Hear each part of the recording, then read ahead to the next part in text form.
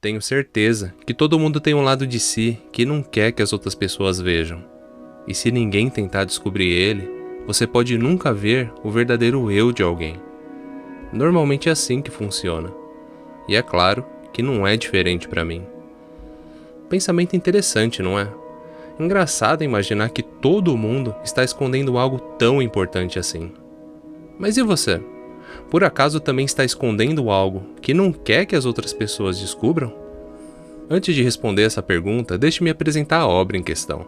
Horimiya, ou Hori-san e Miyamura-kun, é um anime de 2021 produzido pelos estúdios Cloverworks, obra original de Hiro, ou Hiroki Adachi, e toda essa premissa é explorada em sua história no geral, em especial se analisarmos mais de perto seus personagens principais.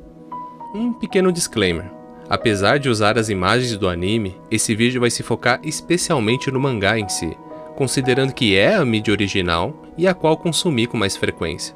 Então, imagens do anime, foco no mangá, ok? Então vamos nessa. Inicialmente, somos apresentados a Katagiri Senior High School, colégio localizado no Japão que é relativamente normal, seja com a sua estrutura, seus professores, ou com os alunos da instituição. Dentro das diversas salas de aula, a de número 31 merece uma atenção especial, já que dentro dessa sala em específico, encontramos uma menina de cabelos castanhos, chamada Kyoko Hori. Hori é uma menina linda, simpática, com belos olhos castanhos e fisionomia magra. E não é de se duvidar que com todas essas características, que ela seja bem popular no colégio, chegando a receber inúmeros convites para sair e se divertir com o pessoal depois das aulas. Porém, Hori acaba recusando todos eles, seja dos meninos que querem a conhecer melhor, ou até mesmo os da Yuki Yoshikawa e do Toru Ishikawa, que são seus amigos mais próximos na sala, sempre alegando que não tem tempo e que precisa voltar cedo para casa.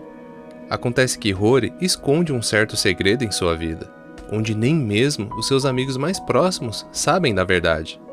Como os pais dela trabalham bastante e raramente estão por perto, ela é praticamente uma dona de casa, responsável por cuidar de todos os afazeres domésticos, seja cozinhar, lavar roupa e limpar a casa, e especialmente do Souta, que é seu irmão mais novo. Não que Hori sente vergonha disso, mas sabendo como as pessoas a enxergam no colégio, imagina que não seria algo bem aceito pelos seus colegas. Então acabou optando por esconder essa verdade e apenas seguir vivendo assim. Tudo seguia relativamente bem, até que um belo dia, Souta acaba sofrendo um pequeno acidente ao voltar para casa, e é resgatado por um menino com uma aparência, digamos, diferente, ou única, se preferir. Como agradecimento pela ajuda, Hori e Souta convidam tal menino para comer e beber algo, e depois de uma breve conversa, o mesmo fala que nunca imaginou que Hori cuidava da casa e de seu irmão dessa maneira. Claro que ela fica confusa e chocada com essa informação, mas tudo é esclarecido quando ele revela que é um de seus colegas da sala 31, chamado Izumi Miyamura. Miyamura não chama tanta atenção na sala de aula, seja por sua aparência no geral, com cabelo comprido e óculos que escondem de certa forma o seu rosto, ou até mesmo pela sua personalidade, já que por ser uma pessoa quieta e que se isola do resto da sala, seus colegas o consideram como alguém estranho, esquisito e até de certa forma sombrio. Mas fora do colégio, sua aparência muda completamente, onde arruma o seu penteado, expõe seus 9 piercings e veste roupas bem diferentes, quase se tornando uma outra pessoa. E já que acabaram descobrindo seus respectivos segredos, que Hori é uma dona de casa normal e sem graça, e que Miyamura tem uma aparência de certa forma extravagante fora do colégio, agora os dois têm algo em comum, fazendo com que se conheçam e se aproximem cada vez mais um do outro. Você já deve ter uma boa ideia de como a história vai acabar seguindo daqui para frente, já que não é difícil de imaginar os próximos capítulos da Hori e do Miyamura, mas o grande ponto dessa obra não é o que vai acontecer, e sim como as coisas acontecem. Como mencionado no começo do vídeo e evidenciado até então, todos nós acabamos escondendo o nosso verdadeiro eu do resto das pessoas, seja qual for as razões e motivos para isso. Talvez por medo de acabar ficando sozinho, vergonha de quem realmente somos, ou até desgosto da nossa realidade. Todos os personagens trabalham essa ideia. Mas vamos observar o próprio Miyamura. Não é de agora que as pessoas têm essa opinião negativa do Miyamura. Ele já vem sofrendo com isso há muitos anos atrás na escola. Independente da sala, do grupo ou de seus colegas, todos compartilharam a mesma opinião. Que ele é uma pessoa dark, esquisita e estranha. E acabaram ou se afastando ou fazendo bullying com ele.